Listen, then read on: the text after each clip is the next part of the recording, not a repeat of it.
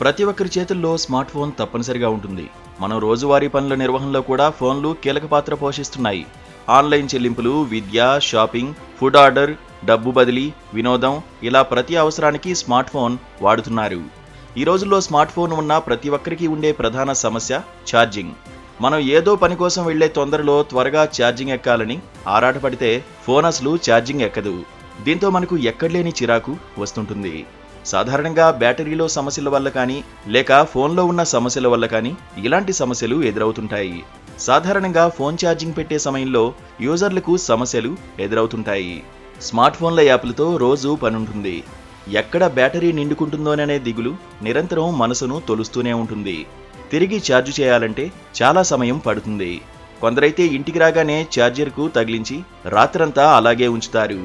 ఇలాంటి చిక్కులకు త్వరలోనే తెరపడనుంది. రియల్మీ సంస్థ ఇటీవల సరికొత్త ఛార్జింగ్ టెక్నాలజీని పరీక్షించింది. దీని పేరు 320W సూపర్ సోనిక్ ఛార్జ్. ప్రపంచంలో అత్యంత వేగంగా స్మార్ట్ ఫోన్లను ఛార్జ్ చేసే పరిజ్ఞానం ఇదే. కేవలం 4 నిమిషాల 30 సెకండ్లలోనే 0 నుంచి సంపూర్తిగా స్మార్ట్ ఫోన్ను ఛార్జ్ చేయడం దీని ప్రత్యేకత. 1 నిమిషంలో 26%, 2 నిమిషాల్లో 50% ఫోన్ను ఛార్జ్ చేస్తుందన్నమాట. రెడ్మీ 300W టెక్నాలజీ కన్నా 320W చాలా వేగవంతమైంది. బ్యాటరీ టెక్నాలజీ అనేది mAh వాట్స్తో ముడిపడి ఉంటుంది. బ్యాటరీ ఎంతసేపు పరికరానికి విద్యుత్ అందిస్తుందనే విషయాన్ని mAh సూచిస్తుంది.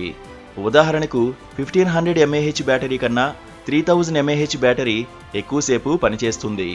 ఇక వాట్స్ ఇంధన వాడకాన్ని లెక్కిస్తుంది. ఎన్ని ఎక్కువ వాట్స్ కలిగుంటే అంత త్వరగా ఛార్జ్ అవుతుంది. అంటే 10 వాట్ ఛార్జర్తో కూడిన ఫోన్ 5 వాట్ ఛార్జర్ కలిగిన దానికన్నా త్వరగా ఛార్జ్ అవుతుందన్నమాట. ఫోన్ల వంటి వినియోగ పరికరాలకు అత్యంత వేగవంతమైన ఛార్జింగ్ అసాధారణ విషయమనే చెప్పుకోవాలి. రియల్మీ సంస్థ 4420 mAh మడత బ్యాటరీని తయారు చేసింది. ఇందులో 4 సెల్స్ ఉంటాయి. ఇవన్నీ ఒకే సమయంలో ఛార్జ్ అవుతాయి. ఉపగ్రహాల్లో వాడే సౌర ఫలకాల స్ఫూర్తితో దీన్ని రూపొందించారు. అయితే ఈ టెక్నాలజీతో స్మార్ట్ ఫోన్లు దెబ్బతింటాయేమోనని కొందరు ఆందోళన చెందుతున్నారు. నిజంగా వాడకంలోకి వచ్చాక ఇదెలా పనిచేస్తుందో వేచి చూడాలి.